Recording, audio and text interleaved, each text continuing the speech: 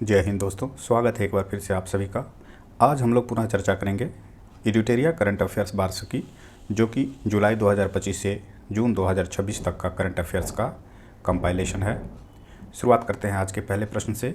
DRDO ने मानव रहित हवाई वाहन से लॉन्च होने वाला स्वदेशी प्रिसीजन गाइडेड मिसाइल, जिसका नाम है ULPGM-V3 का अंतिम विकास परीक्षण कहाँ आयोजित किया? इसका उत्तर होगा option B, Kurnool, Andhra Pradesh. Next है कि चर्चा में रहा स्माइल मिशन किन दो अंतरिक्ष एजेंसियों का एक संयुक्त उपक्रम है? इसका उत्तर होगा ऑप्शन सी, यूरोपीय अंतरिक्ष एजेंसी और चीनी विकास अकादमी। प्रश्न है कि भारत के किस हवाई अड्डे पर देश की पहली air train automated people mover परियोजना को मंजूरी दी गई है? उत्तर होगा ऑप्शन ए, इंदिरा गांधी अंतर्राष्ट्रीय हवाई अड्डा, दिल्ली। प्रश्न है कि मई 2026 में केंद्रीय क्षेत्रीय परिषद की 26वीं बैठक का आयोजन कहाँ किया गया? उत्तर है डी, जगदलपुर, छत्तीसगढ़। नेक्स्ट है कि निम्न में से असत्य कथन का चयन करें। 5 का उत्तर है ऑप्शन डी, उपर्युक्त में से कोई भी कथन असत्य नहीं है, यानी कि मई 2026 में RBI का नया कार्यकारी निदेशक गुणवीर सिंह को नियुक्त किया गया है। बी में है कि राष्ट्रीय मंडल शतरंज संघ का अध्यक्ष भरत सिंह चौहान को चुना गया है। सी है कि सेंझोउ 23 मिशन के तहत अंतरिक्ष में जाने वाला हांगकांग की पहली महिला अंतरिक्ष यात्री लाई का यिंग बनी है। ये भी VVI क्वेश्चन है, चूँकि एक तो महिला है, दूसरा है कि ये पहली महिला बनी है अंतरिक्ष में जाने वाली हांगकांग की। प्रश्न है कि संयुक्त राष्ट्र ने किसे संघर्ष संबंधी यौन हिंसा निगरानी सूची में शामिल नहीं किया है? उत्तर है ऑप्शन सी, यूक्रेन। नेक्स्ट है कि UN ने किस भारतीय शांति रक्षक को मरणोपरांत डेग हैमरशोल्ड मेडल से सम्मानित करने की घोषणा की है? 7 का उत्तर है ऑप्शन डी, जिसमें बी और सी दोनों को सत्य माना गया है, जिसमें हवलदार हरभजन सिंह है और सी है नायब सूबेदार सुजीत कुमार प्रधान। ये बी और सी सत्य है। अगला प्रश्न है कि राज्य को भ्रष्टाचार मुक्त बनाने के लिए प्रोजेक्ट जीरो किसने शुरू किया है? 8 का उत्तर है ऑप्शन सी, केरलम सरकार। बढ़ते हैं अगले प्रश्न की ओर। प्रश्न है भारतीय औद्योगिक विकास योजना भव्य योजना के बारे में सत्य कथन की पहचान करें। तो यहाँ पर हमें कूट के माध्यम से बताना है कौन सा कथन सत्य है। तो डी बोला गया है कि 1, 2, 3, 4 चारों कथन सत्य है। पहला है केंद्रीय मंत्रिमंडल ने 100 प्लग एंड प्ले औद्योगिक पार्क स्थापित करने के लिए 33,660 करोड़ रुपए के परिव्यय के साथ भारत औद्योगिक विकास योजना, जिसे शॉर्ट फॉर्म में भव्य कहा गया है, को स्वीकृति प्रदान की है। तो यहाँ पर एक तो बजट को आपको याद रखना है और दूसरा याद रखना है 100 प्लग एंड प्ले औद्योगिक पार्क। नेक्स्ट है कि योजना का उद्देश्य निवेश के लिए तैयार विश्व स्तरीय उन्नत औद्योगिक अवसंरचना को विकसित करना है, यानी कि एक इंफ्रास्ट्रक्चर विकसित करना है जो कि विश्व स्तरीय हो। थर्ड है कि इस योजना के तहत 2026-27 से 2031-32 तक 6 वर्षों की अवधि में 100 औद्योगिक पार्कों के विकास की योजना है। और फोर्थ है कि ग्रीनफील्ड ब्राउनफील्ड औद्योगिक पार्कों के विकास के लिए तथा गैर पहाड़ी राज्यों के लिए न्यूनतम भूमि की आवश्यकता 100 एकड़ और पहाड़ी राज्यों, पूर्ववर्ती राज्यों, केंद्र शासित प्रदेशों और छोटे राज्यों के लिए 25 एकड़ निर्धारित की गई है। प्रश्न है बाजार पूंजीकरण के अनुसार दुनिया का 5वां सबसे बड़ा शेयर बाजार कौन बना है? उत्तर होगा ऑप्शन बी, ताइवान। गलती से इंडिया पर टिक मत लगा दीजिएगा। नेक्स्ट है कि समान नागरिक कानून विधेयक पारित करने वाला पूर्वोत्तर का पहला और देश का तीसरा राज्य कौन बन गया है? 11 का उत्तर है ऑप्शन सी, असम। नेक्स्ट है कि हाल ही में राजा रणधीर सिंह का निधन हुआ है, इनका संबंध किस खेल से था? उत्तर होगा ऑप्शन बी, निशानेबाजी से। 13वां प्रश्न है कि अडानी ग्रीन एनर्जी लिमिटेड ने दुनिया का दूसरा सबसे बड़ा बैटरी एनर्जी स्टोरेज सिस्टम यानी कि BESS कहाँ शुरू किया है? उत्तर है इसका ऑप्शन बी, खावड़ा, जो कि गुजरात में है। आपको ऑप्शन में बताना है कि पहला जो है BESS वो किस कंपनी के द्वारा स्थापित किया गया है। नेक्स्ट है कि QSAFE यानी कि quantum secure and adaptive financial ecosystem समिति का गठन किसने किया है? 14 का उत्तर है ऑप्शन सी, RBI ने। प्रश्न है चैटबॉट समाधान दीदी के बारे में सही कथन का चयन करें। 15 का उत्तर है ऑप्शन सी, 1 और 2 दोनों सत्य है। पहला है कि डॉक्टर जितेंद्र सिंह ने आज यहाँ पर नहीं कहना चाहिए, नई दिल्ली स्थित कर्तव्य भवन में प्रशासनिक सुधार एवं लोक शिकायत विभाग यानी कि DARPG के द्वारा भाषिनी के माध्यम से यानी कि सहयोग से विकसित किए गए CPGRAMS के AI सक्षम वॉइस चैटबॉट समाधान दीदी का शुभारंभ किया। फिर है कि इसका उद्देश्य सार्वजनिक शिकायत निवारण प्रणाली को सुगमता और दक्षता को बढ़ाना है। तो इस तरह से पहला और दूसरा सत्य है, यहाँ पर आपको याद रखना है, डॉक्टर जितेंद्र सिंह के द्वारा इसे लॉन्च किया गया है। क्वेश्चन नंबर 16 है कि PM अजय पोर्टल और अजय मोबाइल ऐप किस मंत्रालय ने लॉन्च किया है? 16 का सही उत्तर है ऑप्शन बी, सामाजिक न्याय और अधिकारिता मंत्रालय। अगला प्रश्न है, किसने पर्यावरण जागरूकता के लिए वामन बल पहल शुरू करने की घोषणा की है? उत्तर है ऑप्शन सी, दिल्ली वन विभाग के द्वारा वामन बल पहल को शुरुआत किया गया है। नेक्स्ट है कि मई 2026 में अमेरिकी वैमानिकी और अंतरिक्ष संस्थान ने किस भारतीय अंतरिक्ष मिशन को 2026 के प्रतिष्ठित गोडार्ड एस्ट्रोनॉटिक्स पुरस्कार से सम्मानित किया है? 18 का उत्तर है ऑप्शन बी, चंद्रयान 3। प्रश्न है कि हाल ही में केंद्र ने घुसपैठ के कारण जनसांख्यिकी बदलाव का अध्ययन करने के लिए किसके नेतृत्व में एक उच्च स्तरीय समिति का गठन किया है? 19 का उत्तर है ऑप्शन सी, न्यायमूर्ति प्रकाश प्रभाकर नावलेकर। नेक्स्ट क्वेश्चन है, Jawaharlal Nehru centre for advance scientific होगा यहाँ पर रिसर्च ने प्रोटॉन इमेजिंग का कौन सा प्लेटफॉर्म विकसित किया है? 20 का उत्तर है ऑप्शन ए, क्लियर। यहाँ पर हमें सत्य कथन का पहचान करना है। तो उपर्युक्त में से सभी कथन को सत्य माना गया है कि शतरंज में वुमेन इंटरनेशनल मास्टर यानी कि WIM का खिताब स्वरा लक्ष्मी नायर ने जीता। नेक्स्ट है कि para Olympic champion Sumit Antil ने भाला फेंक प्रतिस्पर्धा में विश्व रिकॉर्ड बनाया है। और थर्ड है कि गांधीनगर में आयोजित एशियाई भारोत्तोलन चैंपियनशिप 2026 में चीन ने पदक तालिका में शीर्ष स्थान हासिल किया। तो पहला कथन, दूसरा कथन, तीसरा कथन तीनों सत्य है। बढ़ते हैं अगले प्रश्न की ओर। प्रश्न है कि थॉमस कप 2026 का खिताब किस देश ने फ्रांस को हराकर 12वां जो था अपने नाम किया है? 22 का उत्तर है ऑप्शन डी, चीन। प्रश्न है, भारत के UPI प्लेटफॉर्म को अपनाने वाला पहला कैरिबियाई देश कौन सा है? 23 का उत्तर है ऑप्शन बी, त्रिनिदाद एवं टोबैगो। 24वां प्रश्न है, पश्चिम बंगाल विधानसभा चुनाव 2026 के बारे में सत्य कथन का चयन करें और कूट की सहायता से उत्तर दें। देखिए, इस कूट में जो बताया गया है 1, 2, 3 तीनों सत्य है, जिसमें पहला है कि पश्चिम बंगाल के 9वें और भाजपा के पहले मुख्यमंत्री के रूप में शुवेंदु अधिकारी ने शपथ लिया है। दूसरा है कि शुवेंदु अधिकारी 2026 विधानसभा चुनाव में भवानीपुर विधानसभा सीट से निवर्तमान मुख्यमंत्री ममता बनर्जी को चुनाव में हराकर जीते हैं। तीसरा है कि संविधान के अनुच्छेद 164(3) के तहत राज्यपाल मुख्यमंत्री और अन्य मंत्रियों को उनके पद और गोपनीयता की शपथ दिलाते हैं। तो इस प्रकार से पहला, दूसरा और तीसरा सत्य है। प्रश्न है, मई 2026 में भगवान बुद्ध के पवित्र पिपरहवा अवशेषों की पहली अंतर्राष्ट्रीय प्रदर्शनी का उद्घाटन लद्दाख में किसके द्वारा किया गया? 25 का उत्तर है ऑप्शन डी, केंद्रीय गृह मंत्री अमित शाह जी के द्वारा। प्रश्न है कि किस राज्य के मुख्यमंत्री ने राज्य को उग्रवाद मुक्त और शांति का गढ़ घोषित किया है? 26 का उत्तर है ऑप्शन बी, मिजोरम। प्रश्न है, मशहूर मीटियोरिकल सोसाइटी को फेलो चुने जाने वाली पहली भारतीय महिला कौन है? VVI क्वेश्चन है, इसे ध्यान में रखना है। तो इसका उत्तर है option C, professor Kuljeet Kaur Marhas. प्रश्न है कि भारत का पहला कार्बन सोखने वाला एल्गी ट्री कहाँ पेश किया गया? 28 का उत्तर है ऑप्शन ए, भोपाल। गलती से दिल्ली पर टिक मत लगा दीजिएगा।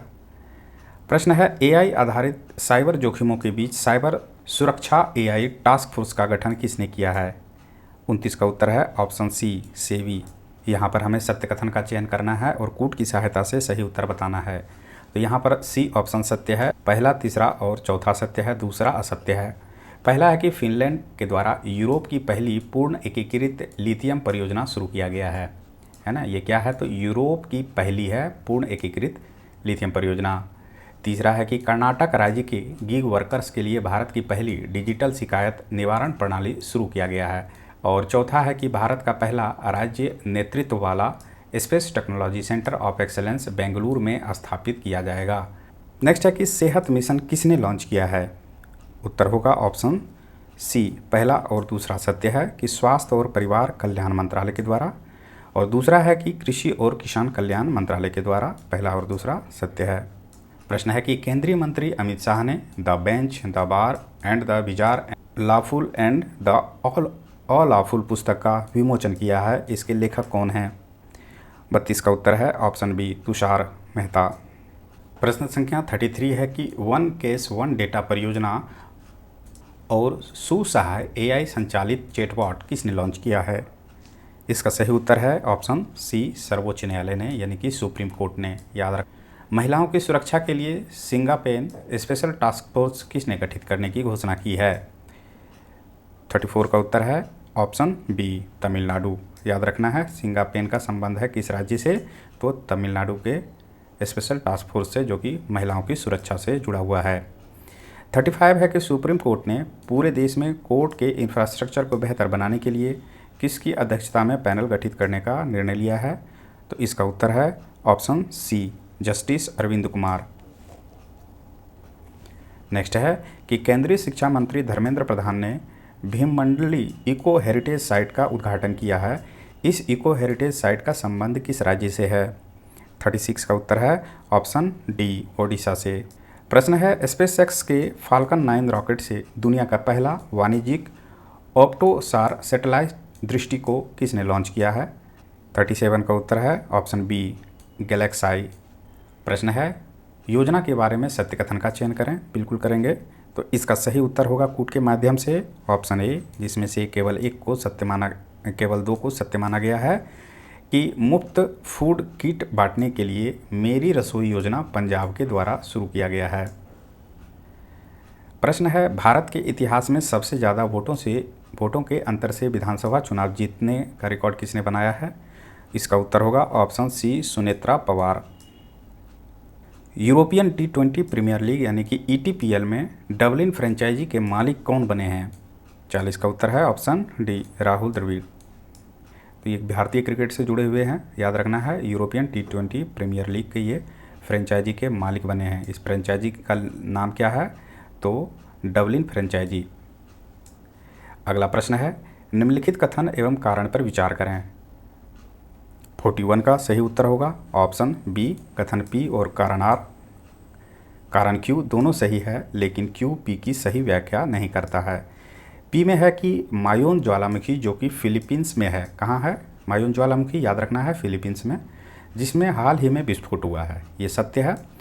कारण क्यों बताया गया है कि मई 2026 में माउंट डुकोनो ज्वालामुखी में विस्फोट के दौरान नो गो जोन में जाने के कारण पर्वतारोहियों की मृत्यु हुई है।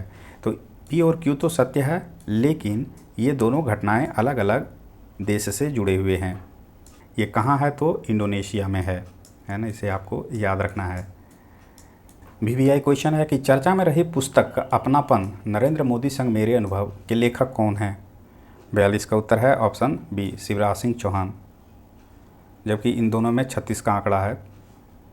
नेक्स्ट प्रश्न है कि मई 2026 को केंद्रीय मंत्रिमंडल के मंजूरी के बाद अब सर्वोच्च न्यायालय के मुख्य न्यायाधीश सहित कुल न्यायाधीशों की संख्या कितनी हो गई है? लेटेस्ट डाटा है, इसे याद रखना है आपको। तो 43 का उत्तर है ऑप्शन ए, 38 हो गई है। नेक्स्ट है कि सत्य कथन का चयन करें और कूट की सहायता से सही उत्तर दें। इसका सही उत्तर होगा ऑप्शन डी, 1, 2, 3 तीनों कथन सत्य है कि गंगम्मा जतारा महोत्सव आंध्र प्रदेश में आयोजित हुआ है। भारत का पहला लो एमिशन जोन पुणे में लागू करने की घोषणा हुई है। और सी है कि तीसरा है GI प्रमाणित अदरक की खेती के लिए अदरक मिशन मिजोरम में शुरू किया गया है ना। तो इस प्रकार से पहला, दूसरा, तीसरा सत्य कथन था। प्रश्न है कि केंद्रीय रक्षा मंत्री संजय सेठ ने कलम और कवच के तीसरे संस्करण का उद्घाटन कहाँ किया है? इसका उत्तर होगा पुणे में। प्रश्न है कि CTBC बैंक ने गिफ्ट सिटी गुजरात में पहली बार शाखा खोली है। इस बैंक का संबंध किस देश से है? उत्तर होगा ऑप्शन बी, ताइवान।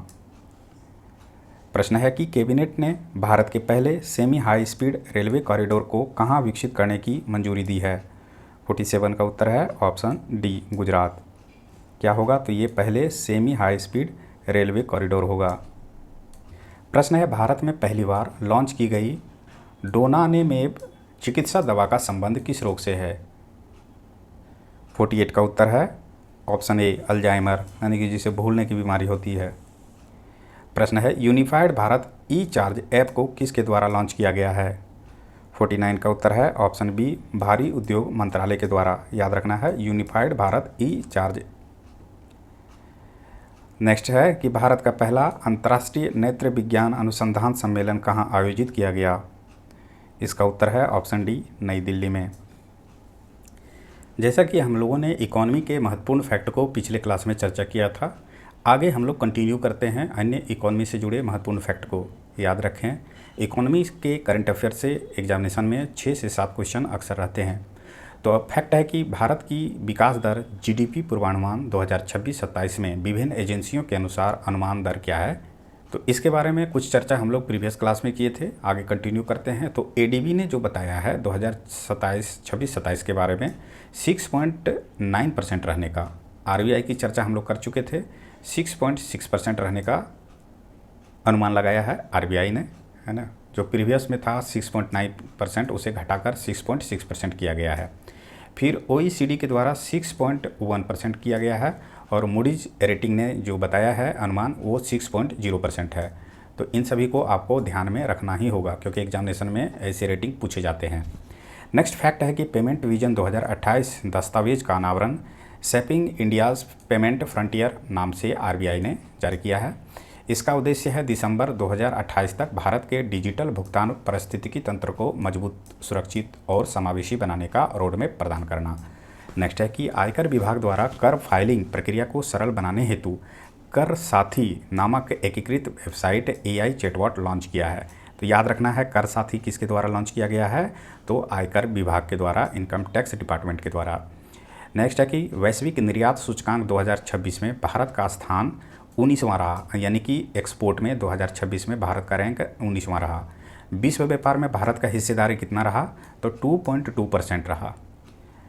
इसी से जुड़ा हुआ है कि सर्वाधिक निर्यात वस्तुएं इंजीनियरिंग सामान, उसके बाद पेट्रोलियम का उत्पाद और टेक्सटाइल रही, है ना। ये ऐसा डेटा मिलाने के लिए भी दिया जाता है। नेक्स्ट है कि सेवा निर्यात में भारत का विश्व स्तर पर 7वें स्थान पर रहा, है ना। सेवा यानी कि सर्विस एक्सपोर्ट में भारत का स्थान कैसा रहा? तो गलती से पहले पर टिक मत लगा दीजिएगा, वो 7वें स्थान पर रहा वर्ल्ड वाइड। 16वें वित्त आयोग का गठन 31 दिसंबर 2023 को डॉक्टर पनगड़िया की अध्यक्षता में किया गया था। इस आयोग ने 17 नवंबर 2025 को अपना रिपोर्ट राष्ट्रपति को सौंपी। इसकी अवधि क्या होगी, यानी कि 16वां वित्त आयोग का, तो 1 अप्रैल 2026 से 2031 तक होगी। यह आयोग अध्यक्ष सहित 5 सदस्यों वाली संस्था है।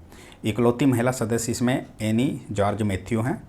अन्य सदस्य मनोज पांडा, ऋत्विक पांडे, टीवी शंकर हैं। तो यहाँ पर महिला का नाम पूछा जा सकता है, तो उसे याद रखना है एनी जॉर्ज मैथ्यू। प्रश्न है कि ब्लूमबर्ग विलेनियस इंडेक्स 2026 के अनुसार गौतम अडानी 92 से 93 बिलियन डॉलर की संपत्ति के साथ दुनिया के 19वें तथा भारत के सबसे अमीर व्यक्ति बने हैं। तो यहाँ पर किसके द्वारा ये रिपोर्ट दिया गया है? याद रखना है, ब्लूमबर्ग के द्वारा। फिर है मुकेश अंबानी भारत के दूसरे सबसे अमीर व्यक्ति बने हैं। नेक्स्ट है कि इंडिया फार्म 2026 सम्मेलन का 9वां संस्करण नई दिल्ली में आयोजित हुआ। इसकी थीम भारत में खोज, जीवन, विज्ञान, नवाचार में अभूतपूर्व प्रगति है ना। तो इसका थीम आपको याद रखना है। उन्नत कृषि मेला का आयोजन दशहरा मैदान मध्य प्रदेश के रायसेन में किया गया। इसका उद्घाटन मुख्यमंत्री मोहन यादव, केंद्रीय मंत्री राजनाथ सिंह एवं कृषि मंत्री शिवराज सिंह जी के द्वारा किया गया। इसका उद्देश्य आधुनिक कृषि पद्धति के माध्यम से किसानों की आय बढ़ाना है।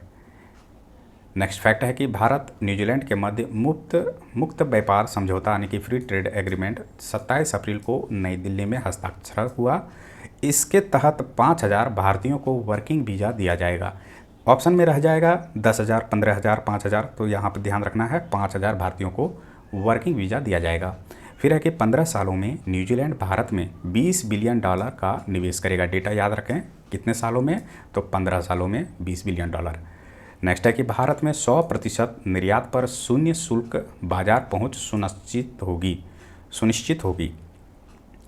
अगला महत्वपूर्ण फैक्ट है कि सार्क फ्रेमवर्क के तहत भारत ने मालदीव के साथ 30 अरब रुपए की करेंसी स्वैप सुविधा को मंजूरी दी है। कितने अरब डॉलर? तो याद रखना है 30 अरब डॉलर। किस देश के साथ? तो मालदीव के साथ। फिर है कि आरबीआई ने शहरी सहकारी बैंकिंग क्षेत्र के क्षमता निर्माण के लिए मिशन सक्षम की शुरुआत की है। यह एक प्रशासनिक कार्यक्रम है जिसके तहत 1,40,00,000 प्रतिभागियों को शामिल किया जाएगा, है ना। तो याद रखना है मिशन सक्षम किससे जुड़ा हुआ है? आरबीआई से जुड़ा हुआ है। नेक्स्ट है कि भारत 2026 में वस्तु और सेवा कर जीएसटी संग्रह 8.8% बढ़कर 2 लाख करोड़ रुपए से अधिक रहा। अगला है कि भारत सरकार ने 2030 तक देश की लॉजिस्टिक लागत को सकल घरेलू उत्पाद यानी कि जीडीपी के 10% से कम करने का लक्ष्य रखा है। नेक्स्ट है दिसंबर 2025 तक वित्तीय वर्ष 2025-26 के दौरान नागालैंड ने भारत में सर्वाधिक यानी कि सबसे अधिक 37% जीएसटी ग्रोथ दर्ज की है। पूछ देगा सबसे अधिक जीएसटी ग्रोथ किस राज्य ने दर्ज किया है 2025-26 में? तो याद रखना है नागालैंड, जो कि 37% जीएसटी ग्रोथ था। यह वृद्धि दर भारतीय यानी कि राष्ट्रीय औसत 6.8% से कहीं अधिक है। तो कहाँ राष्ट्रीय औसत 6.8, कहाँ 37, इसे याद रखना है। अगला महत्वपूर्ण फैक्ट है कि भारत ने हाल ही में जापान के साथ अपने आर्थिक संबंधों को मजबूत और वित्तीय स्थिरता सुनिश्चित करने के लिए 75 अरब अमेरिकी डॉलर द्विपक्षीय मुद्रा विनिमय समझौता यानी कि BSA को नवीनीकृत किया है। अगला है कि तेलंगाना सरकार ने राज्य में ग्रामीण महिलाओं और युवाओं के नेतृत्व वाले व्यवसायों को बढ़ावा देने और उन्हें विस्तार देने के लिए 12.66 करोड़ का चैलेंज फंड लॉन्च किया है। तो याद रखना है चैलेंज फंड का संबंध किस राज्य से है? तो तेलंगाना से। नेक्स्ट है गुजरात सरकार ने महिला उद्यमियों को बढ़ावा देने और महिला नेतृत्व वाले स्टार्टअप्स को समर्थन देने के लिए मार्च 2026 में हर स्टार्ट 5.0 लॉन्च किया है ना। हर स्टार्ट 5.0 किसके द्वारा? तो गुजरात सरकार के द्वारा। याद रखना है हर से जुड़ा हुआ है तो फीमेल से जुड़ा हुआ है यानी कि महिलाओं से। नेक्स्ट है कि हाल ही में जारी हुरून ग्लोबल रीच लिस्ट 2026 के अनुसार भारत में अरबपतियों की संख्या पिछले वर्ष की तुलना में 284 से बढ़कर 308 हो गई यानी कि 308 हो गई है। तो इस डेटा को भी आपको ध्यान में रखना है। फिर है कि विश्व बैंक ने उत्तर प्रदेश में वायु गुणवत्ता में सुधार और प्रदूषण को कम करने के लिए 300 मिलियन अमेरिकी डॉलर यानी कि 299.66 मिलियन डॉलर के ऋण को मंजूरी दी है ना। किसे दिया गया है? तो उत्तर प्रदेश सरकार को। किसके द्वारा? तो याद रखना है वर्ल्ड बैंक के द्वारा। कहीं गलती से IMF रहेगा ऑप्शन में, उस पर टिक नहीं लगाना है, वर्ल्ड बैंक याद रखना है। नेक्स्ट है कि कृषि और संबद्ध क्षेत्रों में काम करने वाली सहकारी समितियों को लंबी अवधि के ऋण की उपलब्धता सुनिश्चित करने और पूंजी निर्माण के लिए सहकारिता मंत्रालय के अंतर्गत राष्ट्रीय सहकारी विकास निगम यानी कि NCDC ने दीर्घावधि कृषक पूंजी सहकार योजना शुरू की है ना। तो ये किससे जुड़ा हुआ है? तो कृषि से जुड़ा हुआ है। याद रखना है दीर्घावधि कृषक पूंजी सहकार योजना। नेक्स्ट है कि भारत के औद्योगिक बुनियादी ढांचे को मजबूत करने और विनिर्माण को बढ़ावा देने के लिए भारत औद्योगिक विकास योजना यानी कि भव्य, जिसे कहा गया है भारत इंडस्ट्रियल डेवलपमेंट योजना, को मंजूरी दी है ना। भव्य का संबंध किससे होगा? तो औद्योगिक बुनियादी ढांचे को मजबूत करने से होगा, इसे ध्यान में रखना है। नेक्स्ट है कि भारतीय कृषि बीमा कंपनी की यानी कि AIC ने लैंगिक समानता को बढ़ावा देने के उद्देश्य से कृषि सखी पहल को शुरू किया है। तो किसने कृषि सखी पहल को शुरुआत किया है? याद रखना है भारतीय कृषि बीमा कंपनी ने। नेक्स्ट है कि उत्तर प्रदेश सरकार ने राज्य को $1 ट्रिलियन की अर्थव्यवस्था बनाने के लक्ष्य को समय से पहले हासिल करने के लिए उन्नत सिंगल विंडो पोर्टल यानी कि निवेश मित्र 3.0 लॉन्च किया है। 3.0 है ना। निवेश मित्र 3.0 किस राज्य से जुड़ा हुआ है? याद रखना है उत्तर प्रदेश से। नेक्स्ट है कि बिहार भारत का सबसे तेज आर्थिक विकास दर यानी कि 13.1% वाला राज्य है, जबकि राष्ट्रीय आर्थिक विकास दर कितना है? तो 9.8% है। ये PPI है बिहार के परीक्षाओं के संदर्भ को ध्यान में रखते हुए। प्रश्न है कि केंद्र सरकार द्वारा 16वें वित्त आयोग की अनुशंसा को स्वीकार कर लिया गया है, जिसमें राज्य के बीच कुल 41% हिस्सेदारी का वितरण किया जाएगा। अगला महत्वपूर्ण फैक्ट है कि उपभोक्ता मूल्य सूचकांक की नई श्रृंखला को वर्ष 2023-24 के घरेलू उपभोग व्यय सर्वेक्षण के परिणामों के आधार पर केंद्रीय सांख्यिकी एवं कार्यक्रम कार्यान्वयन मंत्रालय के द्वारा जारी किया गया है। तो सबसे अधिक प्रतिशत खाद्य एवं पेय पदार्थों की रही जो 36.75% रहा। फिर आवास, इसके बाद जल, उसके बाद बिजली, फिर गैस एवं अन्य वस्तुओं का रहा जो कि 17.67% था। सबसे कम खेल एवं संस्कृति जिसका कि 1.52% रहा। तो ये इसका डेटा था, आप इसे एक बार पॉज करके देख लें। यहाँ पर है कि राज्य के बीच केंद्रीय करों के वितरण के मापदंड है ना, एक और मापदंड है। वहीं दूसरी ओर 15वां वित्तीय आयोग जो कि 2021 से 26 के बीच का था, और 16वां वित्तीय आयोग जिसे कि 2026 से 31 के बीच है, इसके बारे में महत्वपूर्ण डेटा दिया गया है। तो आय की विषमता 15वें वित्त आयोग में 45% था लोगों के बीच में। वहीं 16वां वित्त आयोग के बारे में चर्चा किया है 42.5%। जनसंख्या 2011 के संदर्भ को देखें तो 15% था। 16वें में 17.5% के बारे में बताया गया है। जनसांख्यिकी प्रदर्शन 12.5। हो सके तो आप एक बार पॉज करके इसे देख लें। नेक्स्ट इंपॉर्टेंट फैक्ट है कि आरबीआई ने एमएसएमई के लिए बिना गारंटी वाले लोन की सीमा दुगनी करने यानी कि 10 से 20 लाख का प्रस्ताव रखा है ना। किसके लिए है? तो बिना गारंटी वाले लोन की सीमा है। फिर है कि देश की पहली केंद्रीय बैंक डिजिटल मुद्रा यानी कि सीबीडीसी आधारित सार्वजनिक वितरण प्रणाली पीडीएस की शुरुआत गांधीनगर में गृह मंत्री अमित शाह द्वारा शुरू की गई। इंडिया एआई इम्पैक्ट सम्मेलन 2026 में गूगल ने अमेरिका इंडिया कनेक्ट पहल के तहत 5 वर्षों में $15 बिलियन अमेरिकी डॉलर है ना निवेश करने की घोषणा किया है। किसके द्वारा 15 बिलियन अमेरिकी डॉलर का निवेश होगा? तो याद रखना है गूगल। नेक्स्ट है कि वित्त मंत्रालय 2025-26 और राष्ट्रीय सांख्यिकी कार्यालय एनएसओ के अनुसार वर्तमान वित्त वर्ष में वास्तविक जीडीपी वृद्धि 7.4% और नॉमिनल जीडीपी वृद्धि 8% रहने का अनुमान बताया गया है। किसके द्वारा? तो वित्त मंत्रालय के द्वारा। किस वर्ष के लिए? तो 2025-26 के लिए। नेक्स्ट है कि केंद्रीय बजट 2026-27 में भारत को वैश्विक बायोफार्मा मैन्युफैक्चरिंग हब बनाने के लिए बायोफार्मा शक्ति योजना के तहत 5 वर्षों में 10,000 करोड़ का आवंटन किया जाएगा। तो याद रखना है 10,000 करोड़ का आवंटन किया जाएगा 5 वर्षों में। किसके लिए? तो बायोफार्मा मैन्युफैक्चरिंग हब बनाने के लिए। नमामि गंगे मिशन 2 के लिए बजट 2026-27 में 3,100 करोड़ का आवंटन किया गया है। ये भी VVI क्वेश्चन है। नमामि गंगा मिशन 2 के लिए कितना बजट निर्धारित किया गया है? तो 3,100 करोड़। कौन से ईयर के लिए? तो 2026-27। 2026 से 2031 तक के लिए 16वें वित्त आयोग की रिपोर्ट जारी हुआ है। उत्तर प्रदेश को सबसे अधिक यानी कि 17.61% हिस्सा दिया गया है। बिहार को दूसरे सबसे अधिक हिस्सा 9.95% दिया गया है। तो बिहार का बीपीएससी के संबंध में यहाँ से क्वेश्चन बन सकता है कि दूसरा स्थान मिला है बिहार को, हिस्सा कितना है? तो 9.95। सर्वाधिक जीडीपी वाले 3 राज्यों में तेलंगाना को 2.17%, कर्नाटक को 4.13% और हरियाणा को 1.36% हिस्सा दिया गया है। नेक्स्ट है कि वित्त वर्ष 2023-24 में भारत में ऊन उत्पादन करने वाले शीर्ष राज्यों में राजस्थान भारत के कुल ऊन उत्पादन का लगभग 47% रहा। पहले स्थान पर ये राजस्थान रहा। अन्य प्रमुख राज्य जो है वो जम्मू एंड कश्मीर और कर्नाटक है। इसे भी आपको ध्यान रखना है, ये भी VVI क्वेश्चन है। नेक्स्ट है कि राजस्थान का अलवर जिला केंद्र सरकार और IRDAI की संयुक्त प्रयास से 2047 तक सभी के लिए बीमा योजना के तहत 100% बीमा कवरेज हासिल करने वाला देश का पहला जिला बना है ना। तो याद रखना है अलवर जिला के बारे में चर्चा किया जा रहा है। IRDA का फुल फॉर्म क्या है? तो insurance regulatory development authority of India है।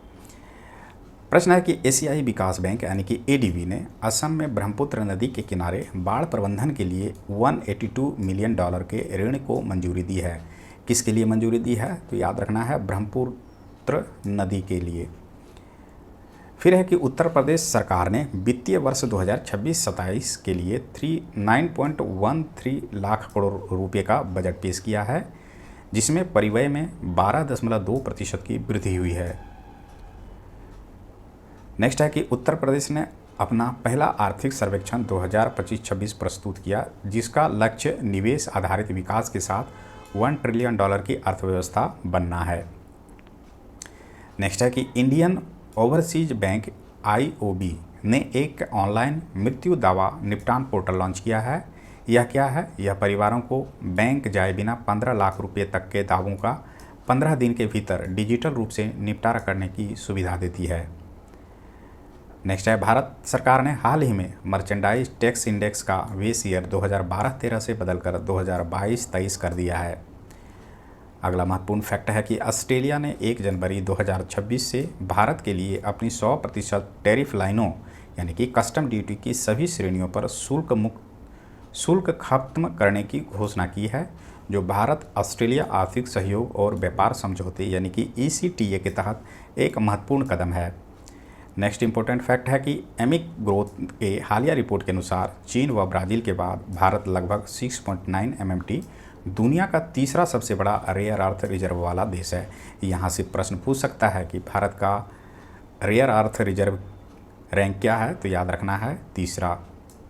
किसके बाद? तो चीन व ब्राज़ील के बाद। ये रिपोर्ट किसके द्वारा दिया गया है? तो एमिकस ग्रोथ के द्वारा। अगला फैक्ट है कि वर्ष 2025 में $4.18 ट्रिलियन की GDP के साथ भारत जापान को पीछे छोड़कर दुनिया की चौथी सबसे बड़ी अर्थव्यवस्था बना। फिर है कि हिमाचल प्रदेश ने ग्रीन टू गोल्ड विजन के तहत औद्योगिक मांग की विनियमित खेती को कानूनी मान्यता दे दी है। किसके द्वारा ग्रीन टू गोल्ड विजन लाया गया? तो याद रखना है हिमाचल प्रदेश। अगला फैक्ट है कि केंद्रीय कृषि एवं किसान कल्याण मंत्री श्री शिवराज सिंह चौहान ने नई दिल्ली में भारतीय कृषि अनुसंधान परिषद द्वारा विकसित 25 फसलों की 184 उन्नत किस्मों का अनावरण किया है।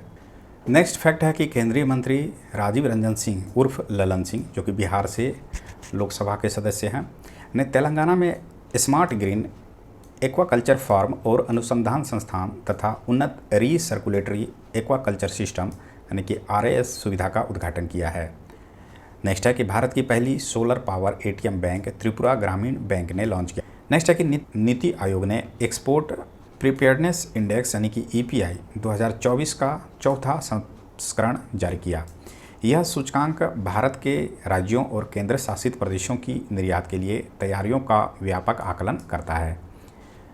इसी से जुड़ा हुआ है। बड़े राज्यों की श्रेणी में महाराष्ट्र ने शीर्ष स्थान हासिल किया है, इसके बाद तमिलनाडु, फिर है गुजरात।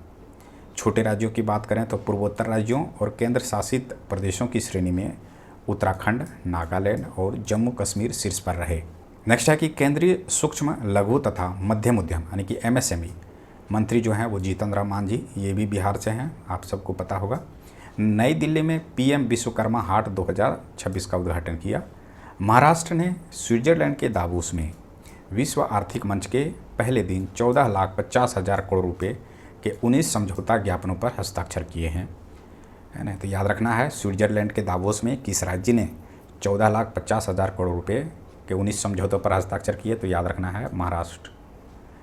नेक्स्ट है कि वॉलमार्ट के स्वामित्व वाले डिजिटल पेमेंट प्लेटफॉर्म फ़ोनपे को कैपिटल मार्केट रेगुलेटरी यानी कि सेबी से आरंभिक सार्वजनिक निगम यानी कि IPO लाने की मंजूरी दी है, यानी कि फ़ोनपे जो है वो IPO लाएगा। IRDA द्वारा हाल ही में जाम्बिया की सोलर कंपनी के लिए पहला अंतर्राष्ट्रीय ग्रीन ऋण जारी किया है। फिर है कि कर्नाटक के चामराजनगर जिले के गुंडलुपेट इलाके में 6.35 million tonne rare earth element का भंडार मिला है। ये VVI है, आपको याद रखना है ना। कहाँ मिला है? तो कर्नाटक राज्य आपको ध्यान में रखना है। नेक्स्ट है कि नीति आयोग ने महत्वाकांक्षी जिलों और ब्लॉकों के लिए संपूर्णता अभियान 2.0 लॉन्च किया है। छत्तीसगढ़ का धमतरी जिला समर्थ पंचायत पोर्टल के माध्यम से संपत्ति कर की पूरी तरह से डिजिटल और एंड टू एंड वसूली करने वाला भारत का पहला जिला बन गया है। नेक्स्ट है कि पेंशन फंड नियामक एवं विकास प्राधिकरण PFRDA ने हाल ही में पायलट आधार और NPS स्वास्थ्य पेंशन योजना की शुरुआत की है। नेक्स्ट फैक्ट है कि केंद्रीय कृषि मंत्री शिवराज सिंह चौहान के मुताबिक भारत ने चीन को पीछे छोड़ते हुए विश्व का सबसे बड़ा धान उत्पादक देश बनने का गौरव हासिल किया है ना। तो विश्व का सबसे बड़ा धान उत्पादक देश कौन बना है? तो भारत बना है। किनके द्वारा कहा गया है? तो शिवराज सिंह चौहान के द्वारा, जो कि कृषि मंत्री हैं। फिर है कि केंद्रीय मंत्रिमंडल द्वारा sintered rare earth permanent magnet REPM manufacturing योजना के लिए 7,280 करोड़ रुपए वित्तीय सहायता को मंजूरी मिली है। नेक्स्ट है कि 44वें इंडिया इंटरनेशनल ट्रेड फेयर यानी कि IITF 2025 में केंद्रीय अप्रत्यक्ष कर और सीमा शुल्क बोर्ड यानी कि CBIC ने अपने GST एंड कस्टम पवेलियन के लिए जनसंपर्क और संचार श्रेणी में स्वर्ण पुरस्कार जीता। किसने स्वर्ण पुरस्कार जीता है, आपको याद रखना है, सीमा शुल्क बोर्ड ने। ऐसा प्रश्न अक्सर पूछे जाते हैं। अगर थीम पूछ दे क्या था, तो नेक्स्ट जनरेशन GST सरल कर खुशहाल राष्ट्र था थीम।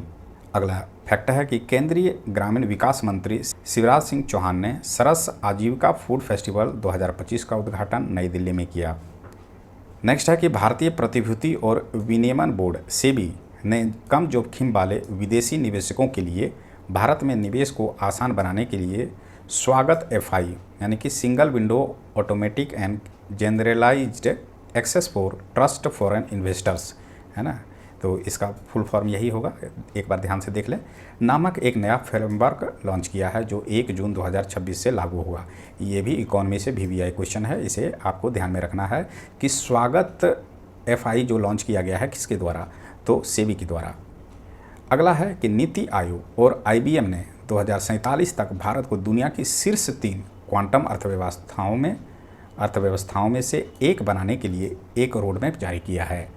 नीति आयोग और कौन से कंपनी, तो IBM, ये दोनों मिलकर के 2047 तक भारत को शीर्ष 3 क्वांटम अर्थव्यवस्थाओं में शामिल करने का लक्ष्य रखा है। अगला है कि एशियाई विकास बैंक ADB ने महाराष्ट्र में ग्रामीण और सुरक्षित सड़कों के लिए $400 मिलियन लगभग 3,300 करोड़ के एक बड़े परिमाण आधारित ऋण यानी कि RBL कार्यक्रम को मंजूरी दी है। तो महाराष्ट्र सरकार से जुड़ा हुआ है ADB, यहाँ पर ध्यान रखना है। $400 मिलियन किस लिए है, तो सड़कों को सुरक्षित बनाने के लिए है, यानी कि सुरक्षित सड़क और ग्रामीण क्षेत्र में विकास से लेकर के ये पहल लाया गया है। अगला महत्वपूर्ण फैक्ट है कि रिजर्व बैंक ऑफ इंडिया यानी कि RBI से स्मॉल फाइनेंस बैंक में बदलने के लिए सैद्धांतिक मंजूरी पाने वाला पहला पेमेंट बैंक बना है, वो फिनो पेमेंट बैंक है।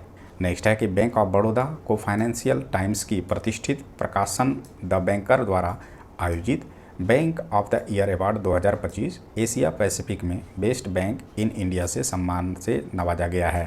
तो बेस्ट बैंक इन इंडिया के सम्मान से किसे नवाजा गया है, तो बैंक ऑफ बड़ौदा को ध्यान में रखना है। किसके द्वारा, तो फाइनेंशियल टाइम्स के द्वारा ये अवार्ड दिया गया है। यहाँ पर हम लोग ये अंतिम पेज को देख रहे हैं जो कि इकोनॉमी से जुड़ा हुआ लास्ट फैक्ट है। इसके बाद हम लोग अन्य महत्वपूर्ण घटनाक्रम को देखेंगे जो कि नेक्स्ट क्लास में शुरू करेंगे।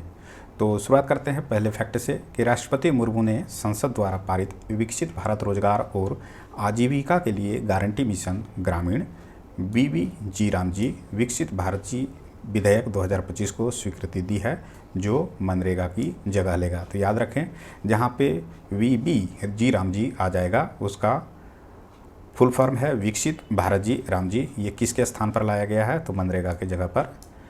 नेक्स्ट है कि केंद्र सरकार ने इंश्योरेंस सेक्टर में सुधार के लिए सबका बीमा सबकी सुरक्षा विधेयक पारित किया है।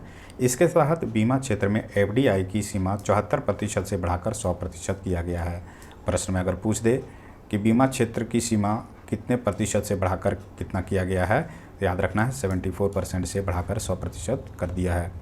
हाल ही में क्षमता निर्माण आयोग ने लोक उद्यम विभाग और वित्त मंत्रालय के सहयोग से नई दिल्ली में भारत सार्वजनिक क्षेत्र के उपक्रम CPSE परामर्श सम्मेलन का आयोजन किया है।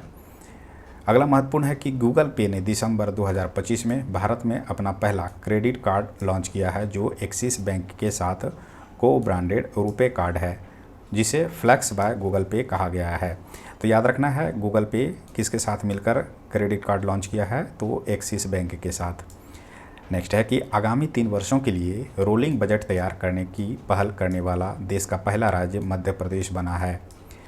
वित्त वर्ष 2026 में निवेश चार्ट रिपोर्ट जारी की गई जिसमें सबसे ज़्यादा निवेश प्राप्तकर्ता आंध्र प्रदेश जो कि 25% रहा, दूसरे में ओडिशा 13% और तीसरे में महाराष्ट्र 12% रहा। गलती से महाराष्ट्र पर टिक मत लगा दीजिएगा 1 पॉइंट पर, पहले स्थान पर, है ना। पहला स्थान किसका रहा, तो यहाँ पर ध्यान रखना है आंध्र प्रदेश निवेश प्राप्तकर्ता के रूप में। नेक्स्ट है कि डीप टेक स्टार्टअप नीति शुरू करने वाला पहला राज्य तमिलनाडु बना है ना। डीप टेक याद रखना है। इसके तहत 100 करोड़ फंड देने के लक्ष्य के साथ 100 डीप टेक स्टार्टअप शुरू करने की योजना है। इससे एआई, सेमीकंडक्टर, बायोटेक क्षेत्रों में नवाचार को बढ़ावा मिलेगा। फैक्ट है कि 15वें वित्त आयोग अनुदान की पहली किस्त सिक्किम राज्य के ग्रामीण स्थानीय निकायों के हेतु जारी की गई है। नीति आयोग की report MSME sector through convergence of scheme के अनुसार भारत की जीडीपी में एमएसएमई क्षेत्र 29 से 30% का योगदान एवं निर्यात में 45 से 46% का योगदान करते हैं। इसे ध्यान में रखना है। ये नीति आयोग की रिपोर्ट है जिसका कि भारतीय जीडीपी में योगदान कितना है तो लगभग 30% है, और निर्यात यानी कि एक्सपोर्ट में योगदान कितना है तो लगभग 45 से 46% है। फिर है कि एशिया मैन्युफैक्चरिंग इंडेक्स 2026 में भारत लगातार दूसरे वर्ष छठे स्थान पर रहा है ना। लगातार तीसरे वर्ष चीन शीर्ष पर है, दूसरे स्थान पर मलेशिया है। तो याद रखना है, एशिया के मैन्युफैक्चरिंग इंडेक्स का डेटा के अनुसार भारत का स्थान छठा है, चीन का स्थान शीर्ष पर है, और दूसरे स्थान पर कौन सा देश है तो मलेशिया है।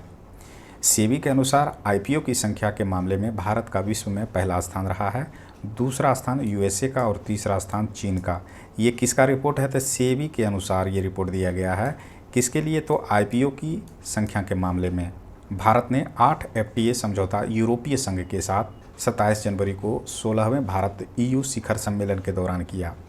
एफटीए के लिए बातचीत 2007 से ही शुरू की गई थी।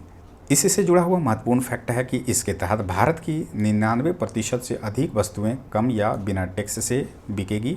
भारत ने दूध, अनाज, पोल्ट्री, फल, सब्जी जैसे संवेदनशील कृषि उत्पादों को फ्री ट्रेड एग्रीमेंट से बाहर रखा है। फिर है कि इम्पोर्टेड लग्जरी कारों और प्रीमियम शराब पर अब भारत क्रमशः 10% एवं 20% है ना टैक्स लगाएगा। पहले कितना था 110% था और 150% था, है ना। कितना अधिक था, अब बहुत घटा दिया गया है। तो शराब पीने वालों को मौज ही मौज है। नेक्स्ट है कि भारत ईयू के बीच संयुक्त व्यापक रणनीतिक एजेंडा 2030 पर समझौता हुआ है। आरबीआई एवं यूरोपीय प्रतिभूति एवं बाजार प्राधिकरण के बीच समझौता ज्ञापन हुआ। अफ्रीका तथा हिंद प्रशांत कैरिबियन क्षेत्र के छोटे द्वीपीय विकासशील देशों में सौर आधारित सतत ऊर्जा परिवर्तन पर समझौता हुआ। नेक्स्ट फैक्ट है 2026 की पहली यूनिकॉर्न कंपनी जसपे बन गई है। नेक्स्ट है अंतर्राष्ट्रीय मुद्रा कोष यानी कि आईएमएफ ने भारत के यूनिफाइड पेमेंट इंटरफेस यानी कि यूपीआई को लेन देन की मात्रा के आधार पर दुनिया के सबसे बड़े रियल टाइम पेमेंट सिस्टम के रूप में मान्यता दी है। तो दुनिया के सबसे बड़े रियल टाइम पेमेंट सिस्टम के रूप में मान्यता किसके द्वारा दिया गया है, याद रखना है आईएमएफ के द्वारा। भारतीय रिजर्व बैंक ने 2025 से 2030 तक की अवधि के लिए एक व्यापक राष्ट्रीय रणनीति NSFI 2025-30 जारी किया। इसका उद्देश्य है वित्तीय संस्थाओं और हितधारकों के मध्य समन्वय स्थापित करना एवं वित्तीय समावेशन को बढ़ावा देना। नेक्स्ट है कि विश्व बैंक ने कहा है कि यदि भारत वित्तीय क्षेत्र में सुधार जारी रखता है तो वह 2047 तक 30 ट्रिलियन अर्थव्यवस्था बन सकता है। ऐसा कथन किसके द्वारा दिया गया तो विश्व बैंक के द्वारा कहा गया है। नेक्स्ट है कि central board of direct taxes यानी कि CBDT ने न्यूज कैंपेन लॉन्च किया है, non intrusive uses of data to guide and enable. इसे याद रखना है ना। CBDT के द्वारा ये पहल है। दुनिया के शीर्ष सहकारी संस्थाओं में अमूल और इफ़को क्रमशः पहले और दूसरे स्थान पर रहे। 22वें Akhil Bharatiya TDS tax deducted at source सम्मेलन का आयोजन भोपाल में किया गया है ना। याद रखना है ये 22वां अखिल भारतीय TDS सम्मेलन था। नेक्स्ट है कि DRDO ने business line change maker of the year का पुरस्कार जीता है। एलन मस्क दुनिया के 500 अरब डॉलर की संपत्ति वाले पहले व्यक्ति बन गए हैं। पीयूष गोयल ने दोहा में भारत के एकीकृत भुगतान इंटरफेस यानी कि UPI का शुभारंभ किया। कहाँ किया, याद रखना है, दोहा में। फिर है मनसुख मंडाविया ने कर्मचारी भविष्य निधि यानी कि EPF के तहत मुकदमेबाजी को रोकने के लिए विश्वास योजना की शुरुआत किया है। विश्वास योजना किससे जुड़ा हुआ है, याद रखना है EPF से यानी कि कर्मचारी भविष्य निधि से ये जुड़ा हुआ है। नेक्स्ट है कि ऑटोपे ने व्यवसायों के लिए भारत का पहला ई-रूपी वाउचर जारी करने का स्टेक लॉन्च किया है। पीयूष गोयल ने भारत में लॉजिस्टिक्स उत्कृष्टता के मानक स्थापित करने के लिए लिप्स 2025 का शुभारंभ किया। आप देखिए लिप्स का फुल फॉर्म क्या है तो logistic excellence advancement and performance shield है लिप्स का फुल फॉर्म। है ना। लॉजिस्टिक्स से मतलब क्या हुआ, सामानों का इंपोर्ट जो होता है उससे जुड़ा हुआ है। वित्त मंत्री निर्मला सीतारमण IIT धारवाड़ में धरती बायोनेस्ट इंक्यूबेशन सेंटर का उद्घाटन करेगी। इसका उद्देश्य है जैव प्रौद्योगिकी, डीप टेक एवं स्वास्थ्य सेवा संघ में स्टार्टअप को बढ़ावा देना। हाल ही में हेनरिच IMD यानी कि सतत व्यापार सूचकांक 2025 में भारत को 23वां स्थान प्राप्त हुआ है। देखिए ये किसके लिए है, ये हेनरिच IMD के द्वारा ये डेटा दिया गया है। 23वां स्थान किसके लिए, तो सतत व्यापार सूचकांक के लिए भारत को। फिर है कि भारत और ब्राज़ील ने व्यापार प्रौद्योगिकी और द्विपक्षीय सहयोग बढ़ाने के लिए एक रणनीतिक गठबंधन की घोषणा की है, जिसका लक्ष्य है 2030 तक $20 अरब का व्यापार करना, है ना। किसके लिए है, भारत और ब्राज़ील, है ना। इन लोगों का लक्ष्य है 2030 तक $20 अरब का व्यापार स्थापित करना। फिर है कि कोल इंडिया और IIT मद्रास ने सतत ऊर्जा केंद्र की स्थापना के लिए समझौता ज्ञापन पर हस्ताक्षर किया है। नेक्स्ट है कि राजौर पे विदेशी लेन देन के लिए एप्पल पे को एकीकृत करने वाली पहली फिनटेक कंपनी बन गई है। नेक्स्ट है कि भारतीय रिजर्व बैंक ने new India cooperative bank limited को सारस्वत सहकारी बैंक में विलय की मंजूरी प्रदान की है। तो new India cooperative bank limited है वो किस में हो जाएगा, तो सारस्वत सहकारी बैंक में विलय हो जाएगा उसका। नेक्स्ट है कि नया आयकर विधेयक आयकर एक्ट 1961 को प्रस्थापित कर 1 अप्रैल 2026 को लागू किया है। उद्देश्य है कि अनावश्यक प्रावधान तथा जटिल भाषा को सरल भाषा में बदलना। अब कुल धाराएं 819 से घटकर कितना हो गया है, तो 536 हो गया है। इसे भी आपको ध्यान में रखना है, नए आयकर विधेयक से जुड़ा हुआ पॉइंट है ये।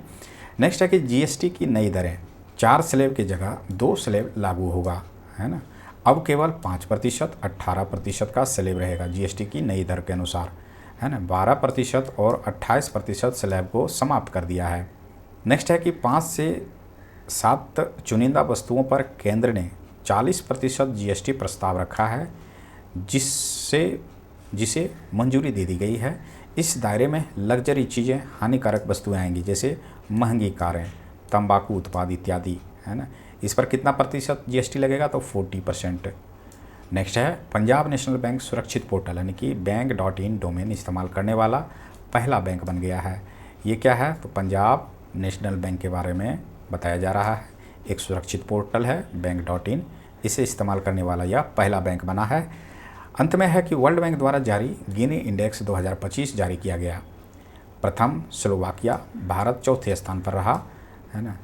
यह इंडेक्स आय वितरण की समानता मापता है। किसके द्वारा है, तो वर्ल्ड बैंक के द्वारा गिनी इंडेक्स जारी किया जाता है। तो इस तरह से यहाँ पर हम लोगों ने इकोनॉमी से जुड़े हुए महत्वपूर्ण करंट अफेयर्स को देखा। आपसे गुजारिश है कि इस वीडियो को 2 से 3 बार अवश्य देखें, चूँकि इकोनॉमी सबसे बोरिंग सब्जेक्ट होता है, लेकिन प्रश्न 7 से 8 आपको करंट अफेयर से पूछे जाएंगे। तो ये था अभी तक के क्लास में। मिलते हैं नेक्स्ट क्लास में कुछ नए MCQs और महत्वपूर्ण फैक्ट के साथ। तब तक के लिए धन्यवाद।